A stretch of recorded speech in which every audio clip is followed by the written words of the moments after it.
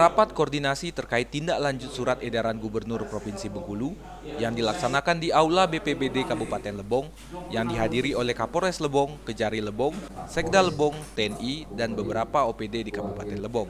AKBP Iksan Nur Esika mewakili Ketua Satgas Covid Kabupaten Lebong menyatakan hasil dari rapat koordinasi tadi sesuai dengan poin pertama bahwa harus melakukan evaluasi di 3 minggu terakhir dan 3 minggu ke depan untuk melihat perkembangan COVID-19 di Kabupaten Lebong. Assalamualaikum warahmatullahi wabarakatuh. Ya, saya AKBP Iksan Nur Esika Kepolisian mewakili Ketua Satgas Covid Kabupaten Lebong, Pak Bupati Pak Rozongsa, dan didampingi oleh Pak Kajari, Pak Sekda mewakili Pak Bupati, Ketua BPBD, kemudian mewakili Dandim, wakil 1, saya wakil 2. Dan hasil rapat kami hari ini hasil rapat, bukan keputusan saya, keputusan rapat. Yang pertama terkait dengan surat edaran gubernur.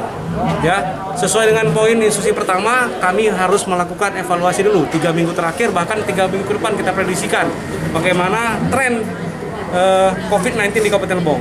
Sesuai dengan data terakhir bahwa di Kabupaten Lebong sudah ada 50 orang yang terkonfirmasi positif COVID-19 dan 2 orang lainnya meninggal dunia. Dengan ini ditegaskan bahwa Kabupaten Lebong sudah bukan lagi zona hijau, tapi zona orange. Tim Satgas COVID-19 akan melihat evaluasi dan perkembangan COVID-19 ke depannya.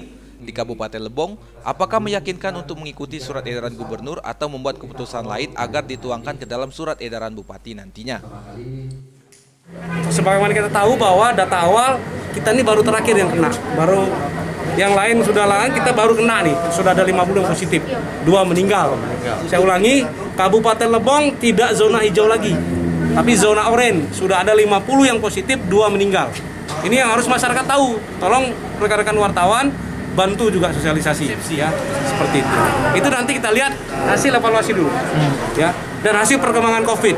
Apakah kita ikut dengan SE Gubernur atau kita harus melaksanakan keputusan yang lain, dan ini akan kita tuangkan dalam bentuk surat edaran bupati nanti. Dari Tubei, Tim Liputan Lebong TV melaporkan.